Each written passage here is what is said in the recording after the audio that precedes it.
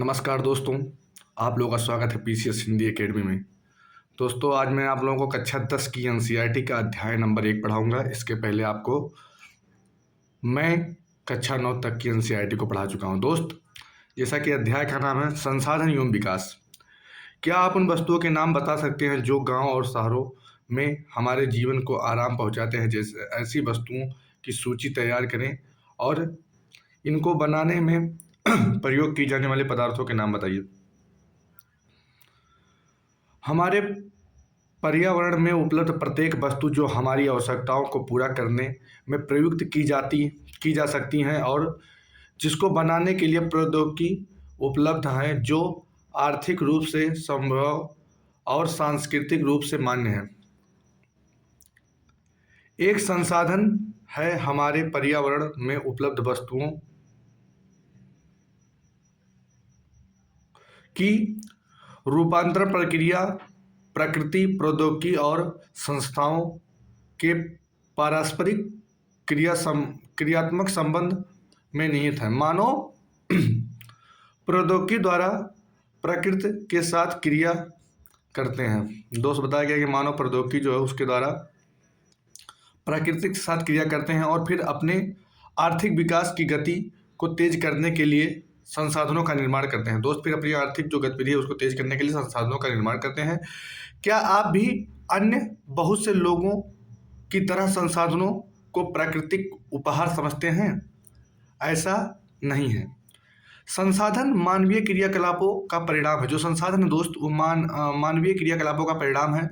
मानव स्वयं संसाधनों का महत्वपूर्ण हिस्सा है। जो मानव है दोस्त, वो संसाधनों का महत्वपूर्ण हिस्सा है। वे पर्यावरण में पाए जाने वाले पदार्थों को संसाधनों में परिवर्तित करता है। वह जो पर्यावरण में पाए जाने वाले संसाधन है दोस्त, जो पर्यावरण में पाए जाने वाले पदार्थ हैं उनको संसाधन में परिवर्तित करता है तथा उनके प्रयोग करते हैं।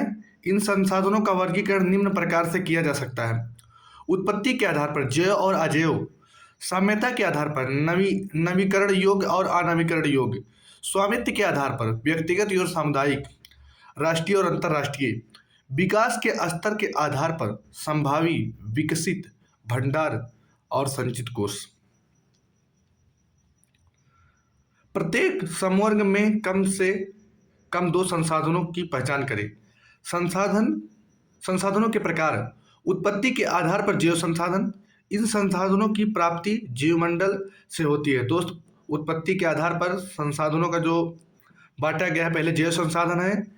इन संसाधनों की प्राप्ति जैवमंडल से होती है और इनमें जीवित व्याप्त हैं और इसमें जीवन व्याप्त है। दोस्त, बताया गया जो संसाधन है इसमें जीवन व्याप्त है, जैसे मनुष्य, वनस्पति जात, प्राणी जात, मत्स्य जीवन, पशु धन आदि। दोस्त, बताया गया है इसमें मनुष्य भी शामिल है, वनस्पति भी शामिल है, प्राणी जात भी शामिल है, मत्स्य भी शामिल है, जीवन भी शामिल है, पशुधन भी शामिल है। आदि अजैव संसाधन, वे संसाधन जो निर्जीव वस्तुओं से बने होते हैं। अजैव संसाधन वे होते हैं दोस्त जो निर्जीव वस्तुओं से बने होते हैं। जैसे अजैव संसाधन कहलाते हैं, उदाहरण के लिए चट्टानें और धातुएं। साम्यता के आधार पर नवीकरणीय योग्य संसाधन, वे संसाधन जिन्हें भौतिक, रासायनिक या यांत्रिक प्रक्रियाओं द्वारा नवीकृत या पुनः उत्पन्न किया जा सकता है, उन्हें नवीकरणीय योग्य अथवा पुनः पूर्ति योग्य संसाधन कहा जाता है। उदाहरण के लिए सौर तथा पवन ऊर्जा, जल, वन एवं वन्य जीव, इन संसाधनों को सतत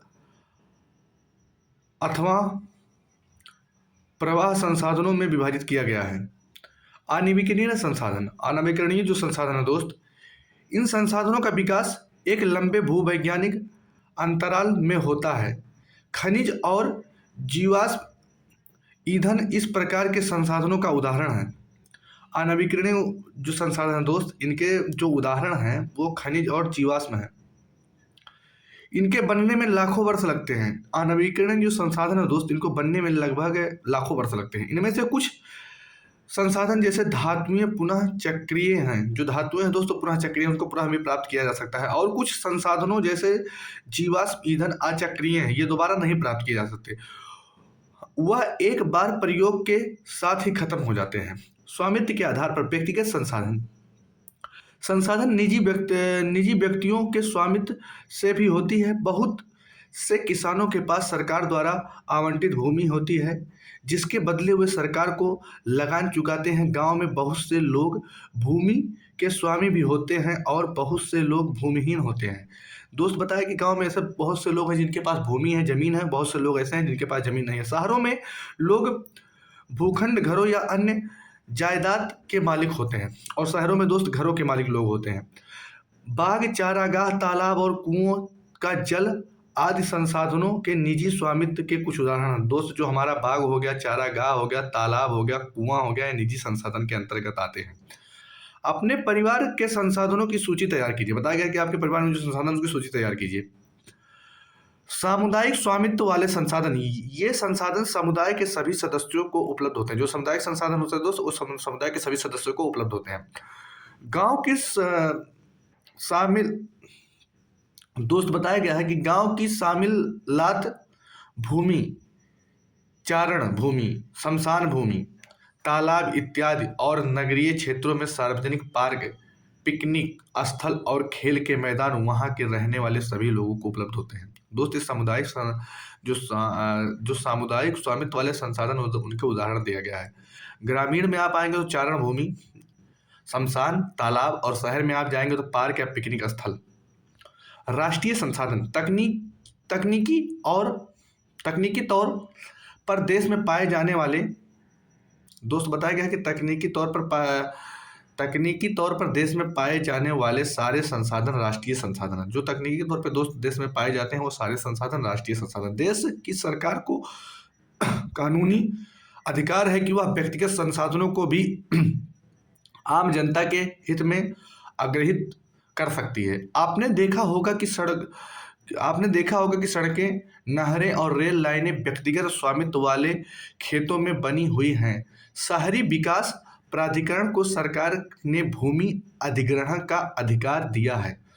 सारे खनिज पदार्थ, जल संसाधन व वन या वन्य जीव रासायनिक सीमाओं के अंदर सारी भूमि और 12 समुद्री मील तथा महासागरीय, भूगर्भीय, समुद्री व इनमें पाए जाने वाले संसाधनों के राष्ट्रीय संपदा हैं। अंतर्राष्ट्रीय संसाधन, वो कुछ अंतर्राष्ट्रीय संसाधनों को नियंत्रित करती हैं। तट रेखा से 200 समुद्री मील की दूरी पर अपवार्जक आर्थिक क्षेत्र से परे खुले महासागरीय संसाधनों पर किसी देश का अधिकार नहीं है। इन संसाधनों को अंतर्राष्ट्रीय संसाधन की सहमति के बिना उपयोग नहीं किया जा सकता। दोस्तों, जो अंतर्राष्ट्रीय संसाधन होते हैं, इन संसाधनों का उपयोग जो है अंतर्राष्ट्रीय संसाधनों की सहमति के बिना नहीं किया जा सकता। विकास के आधार पर संभावी संसाधन, यह वे संसाधन है जो किसी प्रदेश में विद्यमान होते हैं परंतु इनका उपयोग नहीं किया गया है। उदाहरण के तौर पर भारत के पश्चिमी भाग, विशेषकर राजस्थान और गुजरात में पवन और सौर ऊर्जा संसाधनों की अपार संभावना है परंतु इनका सही ढंग से विकास नहीं हुआ है। विकसित संसाधन, वे संसाधन जिनका सर्वेक्षण किया जा चुका है और उनके उपयोग की गुणवत्ता और मात्रा निर्धारित की जा चुकी है, विकसित संसाधन कहलाते हैं। संसाधनों का विकास प्रौद्योगिकी और संभाव्यता के आधार पर निर्भर करता है। भंडारण, पर्यावरण में उपलब्ध वे पदार्थ जो मानव की आवश्यकताओं की पूर्ति कर सकते हैं परंतु उपर्युक्त प्रौद्योगिकी के अभाव से उनकी पहुंच से बाहर है। भंडार में शामिल है, उदाहरण के लिए जल दो गैसों जैसे हाइड्रोजन और ऑक्सीजन का यौगिक है। जल दो दोस्त है, वो हाइड्रोजन और ऑक्सीजन का यौगिक है। हाइड्रोजन ऊर्जा का मुख्य स्रोत माना जाता है परंतु इस उद्देश्य से इसका प्रयोग करने के लिए हमारे पास उन्नत तकनीकी ज्ञान नहीं है। संचित कोष, यह संसाधन भंडार का हिस्सा है जिन्हें उपलब्ध तकनीकी ज्ञान की सहायता से प्रयोग में लाया जा सकता है परंतु इनका उपयोग अभी आरंभ नहीं हुआ है। इनका उपयोग भविष्य में आवश्यकता पूर्ति के लिए किया जा सकता है। नदियों के जल को विद्युत पैदा करने में प्रयुक्त किया जा सकता है परंतु वर्तमान समय में इसका उपयोग सीमित पैमाने पर ही हो रहा है। इस प्रकार बांधों में जल, वन आदि संचित कोष है जिनका उपयोग भविष्य में किया जा सकता है। संसाधनों का विकास। संसाधन जिस प्रकार मनुष्य के जीवन यापन के लिए अति आवश्यक है, उसी प्रकार जीवन की गुणवत्ता को बनाए रखने के लिए भी महत्वपूर्ण है। ऐसा विश्वास किया जा सकता है कि संसाधन प्रकृति की देन है। जो दोस्त संसाधन वो प्रकृति की देन है। परिणाम स्वरूप मानव ने इनका अंधाधुंध उपयोग किया है, जिससे निम्नलिखित समस्याएं पैदा हो गई है। कुछ व्यक्तियों की लालचवश संसाधनों का ह्रास हुआ है। दोस्त, आवश्यकता से ज्यादा जब हम संसाधन का उपयोग कर लेंगे तो उसका ह्रास पक्का हो जाएगा। संसाधन समाज के कुछ लोगों के साथ में आ गए हैं, जिससे समाज में दो हिस्सों संसाधन संपन्न एवं संसाधनहीन अर्थात अमीर और गरीब में बट गया। दोस्त, बताया कि संसाधन जो है उस पर कुछ लोगों का कब्जा हो गया। तो जब कुछ लोगों का कब्जा हो गया तो कुछ लोगों के पास संसाधन की उपलब्धता है, लेकिन कुछ लोगों के पास संसाधन की उपलब्धता नहीं है। संसाधनों का अंधाधुंध शोषण से वैश्विक पारिस्थितिक संकट पैदा हो गया है, जैसे भूमंडलीय ताप, ओजोन परत अवक्षय, पर्यावरण प्रदूषण और भूमि निम्नीकरण। दोस्त, बताया गया है कि संसाधनों का जब अंधाधुंध प्रयोग किया गया है तो उससे कई नुकसान हुए। भूमंडलीकरण हुआ है, तापन हुआ है, ओजोन परत का क्षय हुआ है, पर्यावरण प्रदूषण, भूमि निम्नीकरण। मानव जीवन की, एक मिनट दोस्त, क्रियाकलाप पढ़ लें। कल्पना करें कि तेल संसाधन खत्म होने पर इनका हमारे जीवन में शैली पर क्या प्रभाव पड़ेगा। घरेलू और कृषि संबंधित अपशिष्ट को पुनः चक्रण करने के बारे में लोगों के विचार जानने के लिए अपने मोहल्ले अथवा गांव में एक सर्वेक्षण करें और लोगों से प्रश्न पूछें, उनके द्वारा उपयोग में लाए जाने वाले संसाधनों के बारे में क्या सोचते हैं, अपशिष्ट और उसके उपयोग के बारे में उनका क्या विचार है। अपने परिणामों का समुच्चय चित्र तैयार करें। मानव जीवन की गुणवत्ता और विश्व शांति बनाए रखने के लिए संसाधनों का समाज में न्याय संगत बंटवारा आवश्यक हो गया है। यदि कुछ व्यक्तियों तथा देशों द्वारा संसाधनों का वर्तमान दोहन जारी है तो हमारी पृथ्वी का भविष्य में खतरा पड़ सकता है। इसीलिए इस तरह के जीवन का अस्तित्व बनाए रखने के लिए संसाधनों का उपयोग की योजना बनाना अति आवश्यक है। सतत अस्तित्व सही अर्थ में सतत पोषणीय विकास का ही हिस्सा है। सतत पोषणीय विकास, सतत पोषणीय आर्थिक विकास का अर्थ है कि विकास पर्यावरण को बिना नुकसान पहुंचाए और वर्तमान की विकास की प्रक्रिया को भविष्य की पीढ़ियों की आवश्यकताओं की अवहेलना न करे। रियो डी जेनेरियो पृथ्वी सम्मेलन 1992 में, जून 1992 में 100 से अधिक राष्ट्राध्यक्ष, दोस्त बताया गया कि सन 1992 में 100 से अधिक राष्ट्राध्यक्ष ब्राजील के शहर के रियो डी जेनेरियो में प्रथम अंतरराष्ट्रीय पृथ्वी सम्मेलन में एकत्रित हुए। सम्मेलन का आयोजन विश्व स्तर पर उभरते हुए पर्यावरण संरक्षण और सामाजिक आर्थिक विकास की समस्याओं को हल ढूंढने के लिए किया गया था। सम्मेलन में एकत्रित नेताओं ने भूमंडलीय जलवायु परिवर्तन और जैविक विविधता पर एक घोषणा पत्र पर हस्ताक्षर किए। रियो सम्मेलन में भूमंडलीय वन सिद्धांतों पर सहमति जताई गई। 21वीं शताब्दी में सतत पोषणीय विकास के लिए एजेंडा 21 को स्वीकृति प्रदान की गई। यह घोषणा जिसे 1992 में ब्राजील के शहर रियो डी जेनेरो में संयुक्त राष्ट्र पर्यावरण और विकास सम्मेलन UNCED के तत्वाधान में राष्ट्रीय अध्यक्षों द्वारा स्वीकार किया गया। इसका उद्देश्य भूमंडलीकरण, सतत पोषणीय विकास हासिल करना। यह एक कार्यसूची है जिसका उद्देश्य समान हितों, पारस्परिक आवश्यकताओं पर सम्मिलित जिम्मेदारी के अनुसार विश्व सहयोग के द्वारा पर्यावरण क्षति, गरीबी और रोग से निपटारा। एजेंडा 21 का मुख्य उद्देश्य यह है कि प्रत्येक स्थानीय निकाय अपना स्थानीय एजेंडा तैयार करें। समान संसाधन नियोजन, संसाधनों के महत्वपूर्ण उपयोग के लिए नियोजन एक सर्वमान्य रणनीति है। इसका भारत जैसे देशों में जहां संसाधनों की उपलब्धता में बहुत अधिक विविधता है और यह भी महत्वपूर्ण है। यह ऐसे प्रदेश प्रदेश भी है जहां एक तरह के संसाधनों की प्रचुरता है परंतु दूसरे तरह के संसाधनों की कमी है। कुछ ऐसे प्रदेश भी हैं जो संसाधनों की उपलब्धता के संदर्भ में आत्मनिर्भर हैं और कुछ ऐसे भी प्रदेश हैं जहां महत्वपूर्ण संसाधनों की अत्यधिक कमी है।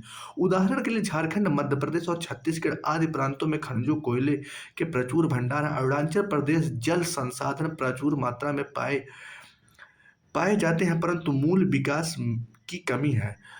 राजस्थान में पवन सौर ऊर्जा संसाधनों की बहुतायत है लेकिन जल संसाधनों की कमी है। लद्दाख शीत मरुस्थल देश है, अन्य भागों में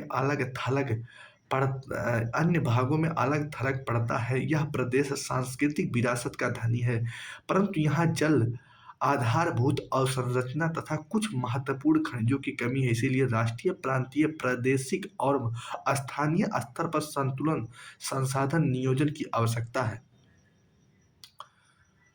भारत में संसाधन नियोजन एक जटिल प्रक्रिया है जिससे निम्नलिखित सोपान है का देश के विभिन्न प्रदेशों में संसाधनों की पहचान कर उनकी तालिका बनाए। इस कार्य में क्षेत्रीय सर्वेक्षण, मानचित्र बनाए और संसाधनों की गुणवत्ता एवं मात्रात्मक अनुमान लगाए। वह मापन करता है कि खास संसाधन विकास योजनाएं लागू करने के लिए उपयुक्त प्रौद्योगिकी, कौशल एवं संस्थागत नियोजन ढांचा तैयार करना। संसाधन विकास योजनाओं और राष्ट्रीय विकास योजना में समन्वय स्थापित करना। स्वाधीनता के बाद भारत में संसाधन नियोजन के उद्देश्य की पूर्ति के लिए महत्वपूर्ण पंचवर्षीय योजना का प्रयास किए गए हैं। ज्ञात करें समुदाय भागीदारी में सहायता। समुदाय, ग्राम पंचायत, वार्ड स्तरीय समुदाय द्वारा आपके आसपास के क्षेत्र में कौन सा संसाधन विकसित किए जा रहे हैं। किसी क्षेत्र के विकास के लिए संसाधनों की उपलब्धता एक आवश्यक तथ्य है परंतु प्रौद्योगिकी और संसाधनों में तदनुरूपी परिवर्तनों के अभाव में एकमात्र संसाधनों की उपलब्धता से ही विकास संभव नहीं है। देश में बहुत से क्षेत्र हैं जो संसाधन समृद्ध हैं होते हुए भी आर्थिक रूप से पिछड़े प्रदेशों की गिनती में आते हैं। दोस्त, बताया गया कि देश में ऐसे बहुत से राज्य हैं जहां संसाधन की तो उपलब्धता है लेकिन वो पिछड़े राज्य में गिने जाते हैं। इसके विपरीत कुछ ऐसे प्रदेश हैं जो संसाधनों में कमी होते हुए भी आर्थिक रूप से विकसित हैं। दोस्त, बताया गया कि इसके विपरीत भी है। कुछ लोग संसाधनों में तो बहुत कम है लेकिन आर्थिक रूप से बहुत विकसित है। क्या आप जानते हैं संसाधन संपन्न परंतु आर्थिक रूप से पिछड़े और संसाधन विहीन परंतु आर्थिक रूप से विकसित प्रदेशों के नाम बता सकते हैं? ऐसी परिस्थिति होने का कारण बताइए।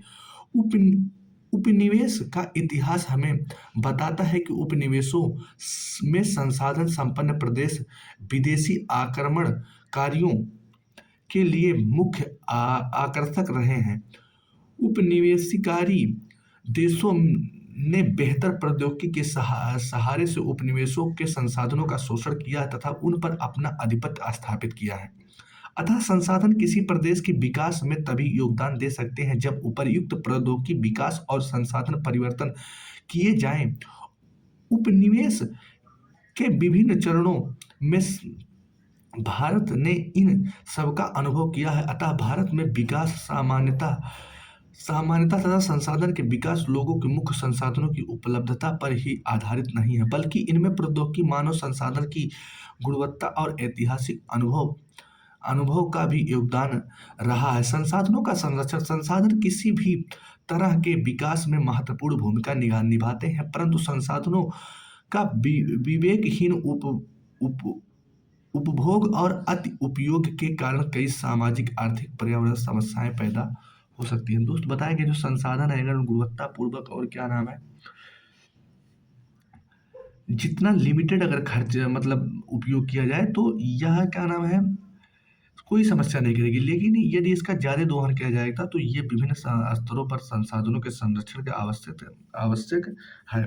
भूतकाल में से ही संसाधनों का संरक्षण बहुत से नेताओं और चिंतकों के लिए चिंता का विषय रहा है। उदाहरण के लिए गांधी जी ने संसाधनों के संरक्षण पर अपनी चिंता इन शब्दों में व्यक्त की कि हमारे पास हर व्यक्ति की आवश्यकता पूर्ति के लिए बहुत कुछ है, लेकिन किसी की लालच की संतुष्टि के लिए नहीं है। हमारे पास पेट भरने के लिए बहुत है, लेकिन पेट भर दोस्त बताया गया है कि लेकिन किसी की लालच की संतुष्टि के लिए नहीं, अर्थात हमारे पास पेट भरने के लिए बहुत है, लेकिन पेटी भरने के लिए नहीं है। उनके अनुसार विश्व स्तर पर संसाधन हास के लिए लालची एवं स्वार्थी व्यक्तिगत का आधुनिक प्रौद्योगिकी की शोषणात्मक प्रवृत्ति जिम्मेदार है। वे अत्यधिक उत्पादन के विरुद्ध थे और इनके स्थान पर अधिक बड़े जन समुदाय द्वारा उत्पादन के पक्षधर थे। अंतरराष्ट्रीय स्तर पर व्यवस्थित तरीके से संसाधन संरक्षण की वकालत 1968 में क्लब ऑफ रोम ने की। तत्पश्चात 1974 में सुमेसर ने अपनी पुस्तक स्मॉल इज ब्यूटीफुल में इस विषय पर गांधी जी के दर्शन की एक बार फिर से पुनरावृत्ति की है। 1987 में ब्रूडलैंड आयोग रिपोर्ट के द्वारा वैश्विक स्तर पर संसाधन संरक्षण में मूसलाधार योगदान किया है। इस रिपोर्ट ने सतत पोषणीय विकास की संकल्पना को प्रस्तुत की और संसाधनों के संरक्षण की वकालत की है। यह रिपोर्ट बाद में हमारा साझा भविष्य शीर्षक की पुस्तक के रूप में प्रकाशित हुई। इस संदर्भ में एक और महत्वपूर्ण योगदान है रियो डी जेनेरियो में ब्राजील में 1992 में आयोजित पृथ्वी सम्मेलन द्वारा किया गया भू संसाधन। हम भूमि पर रहते हैं, इस पर अनेक आर्थिक क्रियाकलाप करते हैं और विभिन्न रूपों में इनका उपयोग करते हैं। अतः भूमि एक बहुत महत्वपूर्ण प्राकृतिक संसाधन है। प्राकृतिक वनस्पति, वन्य जीव, मानव जीवन, आर्थिक क्रियाएं, परिवहन तथा संचार व्यवस्थाएं भूमि पर ही आधारित हैं। परंतु भूमि एक सीमित संसाधन है। जो भूमि है एक सीमित संसाधन है, इसीलिए उपलब्ध भूमि का विभिन्न उद्देश्यों के लिए उपयोग सावधानी और योजनाबद्ध तरीके से होनी चाहिए। भारत में भूमि का विभिन्न प्रकार से भू आकृति जैसे पर्वत, पठार, मैदान और द्वीप में पाए जाते हैं। लगभग 43% भूमि क्षेत्र मैदान है, जो कि कृषि और उद्योग के विकास के लिए सुविधाजनक है। पर्वत पूरे भू क्षेत्र के 30% भाग पर विस्तृत हैं। वे कुछ 12मासी नदियों के प्रवाह को सुनिश्चित करते हैं, पर्यटन विकास के लिए अनुकूल परिस्थितियां प्रदान करते हैं और पारिस्थितिकी के लिए महत्वपूर्ण। देश के क्षेत्रफल में लगभग 27% हिस्सा पठारी क्षेत्र है। इस क्षेत्र में खनिज, जीवाश्म ईंधन और वनों की अपार संचय कोष है। भूमि उपयोग। भू संसाधनों का उपयोग निम्नलिखित उद्देश्यों से किया जाता है। वन, कृषि के लिए अनुपलब्ध भूमि, बंजर तथा कृषि योग्य भूमि, गैर कृषि प्रयोजन में लगाई गई भूमि जैसे इमारतें, सड़क, उद्योग इत्यादि। परती भूमि अतिरिक्त अन्य कृषि अयोग्य भूमि, अस्थायी चारागाह, अन्य गोचर भूमि, विविध वृक्ष फसलों तथा उपवनों के अधीन भूमि, कृषि योग्य बंजर भूमि जहां 5 वर्ष से अधिक वर्षों से खेती नहीं की गई। परती भूमि, वर्तमान परती जहां पर 1 वर्ष या उससे अधिक समय से खेती नहीं की गई है। वर्तमान परती भूमि के अतिरिक्त अन्य परती भूमि या पुरातन परती जो 1 साल से 5 साल से कृषि, जो 1 से लेकर 5 वर्ष कृषि से बताया गया है दोस्तों, जो 1 वर्ष से 5 कृषि भूमि कृषि वर्ष से खेती न की गई हो। शुद्ध निवल बोया गया क्षेत्र एक कृषि वर्ष में एक बार से अधिक बोए गए क्षेत्र को शुद्ध निवल बोए गए क्षेत्र में जोड़ दिया जाए तो वह सकल कृषित क्षेत्र कहलाता है। भारत में भूमि उपयोग प्रारूप। भूमि उपयोग को निर्धारित करने वाले तत्वों को भौतिक कारक जैसे भू आकृति, जलवायु, मृदा के प्रकार तथा मानवीय कारक जैसे जनसंख्या घनत्व, प्रौद्योगिकी क्षमता, सांस्कृतिक और परंपराएं इत्यादि शामिल है। भारत का कुल भौगोलिक क्षेत्रफल 32.8 वर्ग किलोमीटर है, परंतु इसके 93% भाग पर ही भूमि उपयोग आंकड़े उपलब्ध हैं, क्योंकि पूर्वोत्तर प्रांतों में असम को छोड़कर अन्य प्रांतों में सूचित क्षेत्र के बारे में जानकारी उपलब्ध नहीं है। इसके अलावा जम्मू कश्मीर, पाकिस्तान, चीन अधिकृत क्षेत्रों में भूमि का उपयोग सर्वेक्षण भी नहीं हुआ है। भूमि उपयोग दो वृत्त चित्रों की तुलना 1.4 की तुलना करके पता लगाएं कि 1960 से 61 और 2014 से 15 से बीच निवल बोए गए क्षेत्रों में वनों की अतिरिक्त भूमि में बहुत सीमित परिवर्तन क्या आए हैं। स्थानीय चारागाहों के अंतर भूमि कम हुई है। पशुधन की इतनी बड़ी संख्या के लिए चारा उपलब्ध कराने में कैसे समर्थ होंगे और इसके परिणाम क्या होंगे। वर्तमान प्रति भूमि के अतिरिक्त अन्य प्रति भूमि अनुपजाऊ है और अन्य फसलों उगाने के लिए कृषि लागत ज्यादा है, अतः इस भूमि में 2 या 3 वर्षों में इनको 1 या 2 बार बोया जाता है। यदि इसे शुद्ध निवल बोए गए क्षेत्र में शामिल किया जाए तब भी भारत की कुल सूची क्षेत्र में 54% हिस्सा पर ही खेती हो सकती है। निवल बोए गए क्षेत्र का प्रतिशत भी विभिन्न राज्यों में विभिन्न। पंजाब, हरियाणा 80% भूमि खेती होती है, परंतु अरुणाचल प्रदेश, मिजोरम, अंडमान निकोबार 10% से कम भी क्षेत्र बोए जाते हैं। हमारे देश के राष्ट्रीय वन नीति 1952 द्वारा निर्धारित वनों के अंतर्गत 33% भौगोलिक क्षेत्र वांछनीय है, जिसकी तुलना में वन की अतिरिक्त क्षेत्र काफी कम है। वन नीति द्वारा निर्धारित यह सीमा पारिस्थितिक संतुलन बनाए रखने के लिए आवश्यक है। वन क्षेत्र के आसपास रहने वाले लाखों लोगों की आजीविका इस पर निर्भर करती है कि भूमि उपयोग का एक भाग बंजर भूमि और दूसरा कृषि प्रयोजन में लगाई गई भूमि कहलाता है। बंजर भूमि में पहाड़ी चट्टानें, सूखी मरुस्थलीय भूमि शामिल है। गैर कृषि प्रयोजन में लगाई गई भूमि बस्तियां, सड़कें, रेल लाइन, उद्योग इत्यादि आती हैं। लंबे समय तक लगातार भूमि संरक्षण और एक मिनट दोस्तों प्रबंधन अवहेलना करने एवं लगातार भूमि उपयोग के कारण भू संसाधनों निम्नीकरण हो रहा है। इसके कारण समाज और पर्यावरण पर गंभीर आपदा आ सकती है।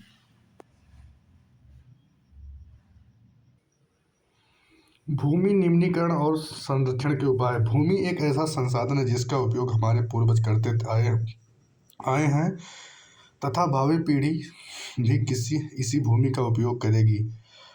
हम भोजन, मकान और कपड़े अपनी मूल आवश्यकताओं का 95% भाग भूमि से प्राप्त करते हैं। मानव कार्यकलापों के कारण न केवल भूमि निम्नीकरण हो रहा है, बल्कि भूमि को नुकसान पहुंचने वाली प्राकृतिक ताकतों को भी बल मिल रहा है। इस समय भारत में लगभग 13 करोड़ हेक्टेयर भूमि निम्नीकृत है। इनमें से 28% भूमि निम्नीकृत वनों के अंतर्गत, 56% क्षेत्र जल आपूर्ति अपर्दित है और शेष क्षेत्र लवणीय और क्षारीय हैं। कुछ मानव कलाओं जैसे वनोन्मूलन, अति पशुचारण, खनन के भी भूमि निम्नीकरण के मुख्य भूमिका निभाई है। खनन के उपरांत खदानों वाले स्थानों को गहरी खाइयों और मलबे के साथ खुला छोड़ दिया जाता है। खनन के कारण झारखंड, छत्तीसगढ़, मध्य प्रदेश और उड़ीसा जैसे राज्यों में वनोन्मूलन भूमि निम्नीकरण का कारण बन गया है। गुजरात, राजस्थान, मध्य प्रदेश और महाराष्ट्र में अति पशुचारण भूमि निम्नीकरण का मुख्य कारण पंजाब, हरियाणा और पश्चिमी उत्तर प्रदेश जैसे राज्यों में अधिक सिंचाई भूमि निम्नीकृत के लिए उत्तरदायी है। अति संचित से उपलब्ध जलाक्रांता भी भू निम्नीकरण के लिए उत्तरदायी है, जिससे मृदा में लवणता और क्षारीयता बढ़ जाती है। खनिज प्रक्रिया जैसे सीमेंट उद्योग में चूना पत्थर को पीसना और मृदावर्तन उद्योग में चूने, खड़िया मृदा और सेलखड़ी की प्रयोग से बहुत अधिक मात्रा में वायुमंडल में धूल विसर्जित होते हैं। इस की परत भूमि पर जम जाती है और मृदा के जल सोखने की प्रक्रिया को अवरुद्ध हो जाती है। मैं पिछले कुछ वर्षों में देश के विभिन्न भागों में औद्योगिक जल निकास से बाहर आने वाले अपशिष्ट पदार्थ भूमि और जल प्रदूषण का मुख्य स्रोत है। भूमि निम्नीकरण की समस्याओं को सुलझाने में कई तरीके हैं। वनरोपण और चारागाह का उचित प्रबंधन इसमें कुछ हद तक मदद कर सकते हैं। पेड़ों की रक्षा, मेखला पशुचारण नियंत्रण और रेतीले टीलों को कांटेदार झाड़ियाँ लगातार स्थित बनाने की प्रक्रिया से भी भूमि टकराव को रोकथाम शुष्क क्षेत्रों में की जा सकती है। बंजर भूमि के उचित प्रबंधन, खनन नियंत्रण और औद्योगिक जल के परिष्करण के पश्चात विसर्जित करके जल और भूमि प्रदूषण को कम किया जा सकता है। मृदा संसाधन, मिट्टी अथवा मृदा सबसे महत्वपूर्ण नवीकरणीय योग्य प्राकृतिक संसाधन है। यह पौधे के विकास का माध्यम है जो पृथ्वी के विभिन्न प्रकार के जीवों पोषण करती है। मृदा एक जीवन तंत्र है। कुछ सेंटीमीटर गहरी मृदा बनने में लाखों वर्ष लग जाते हैं। मृदा बनाने की प्रक्रिया में उच्चावच खनन, जैव शैल अथवा सनस्तर शैल, जलवायु और वनस्पति अन्य जैव पदार्थ और समय मुख्य कारक हैं। प्रकृति में अनेकों तत्व जैसे तापमान परिवर्तन, बहते हुए जल की प्रक्रिया, पवन, हिमनद और अपघटन क्रिया मृदा बनाने की प्रक्रिया में योगदान देती है। मृदा में होने वाली रासायनिक और जैविक परिवर्तन भी महत्वपूर्ण है। मृदा जैव अजैव दोनों प्रकार के पदार्थों से बनती है। मृदा बनने की प्रक्रिया को निर्धारित करने वाले तत्वों उनके रंग, गहराई, गठन, आयु व रासायनिक और भौतिक गुणों के आधार पर भारत में मृदा को निम्नलिखित प्रकार हैं। मृदाओं का वर्गीकरण। भारत में अनेक प्रकार की उच्चावच भू आकृतियाँ जलवायु वनस्पति में पाई जाती हैं। इस कारण अनेक प्रकार की मृदाएं विकसित है। जलोढ़ मृदा, यह मृदा विस्तृत रूप से फैली है और देश के महत्वपूर्ण मृदा है। वास्तव में संपूर्ण पृथ्वी मैदान जलोढ़ मृदा से बना है। यह मृदा हिमालय की 3 महत्वपूर्ण नदी तंत्रों सिंधु, गंगा और ब्रह्मपुत्र नदी के द्वारा लाए गए निक्षेपों से बनी है। एक सक्रिय गलियारे के द्वारा ये मृदा राजस्थान, गुजरात तक फैली है। पूर्वी तटीय मैदान विशेषकर महानदी गोदावरी, कृष्णा, कावेरी नदियों के डेल्टा में जलोढ़ मृदा से बना है। जलोढ़ मृदा में रेत, सिल्ट और मृत्तिका भी विभिन्न अनुपात पाए जाते हैं। जैसे हम नदी के मुहाने की घाटी के ऊपर की ओर जाते हैं, मृदा के कणों के आकार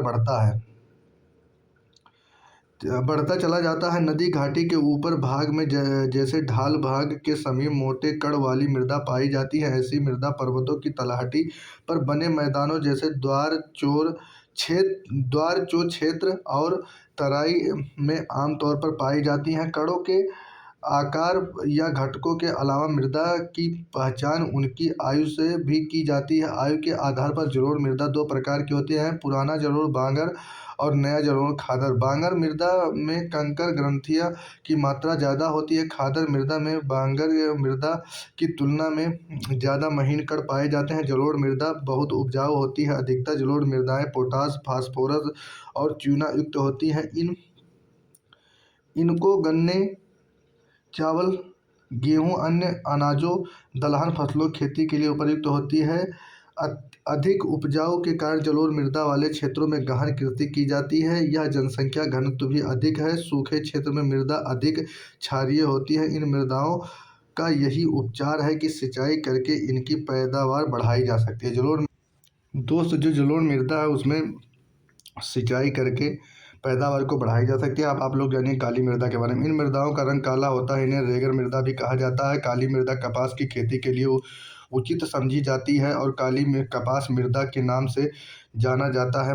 यह माना जाता है कि जलवायु और जनक शैलों से काली मृदा के बनने में महत्वपूर्ण योगदान दिया गया है। इस प्रकार मृदाएं दक्कन पठार बेसाल्ट क्षेत्र के ऊपरी पश्चिमी भागों में पाई जाती हैं और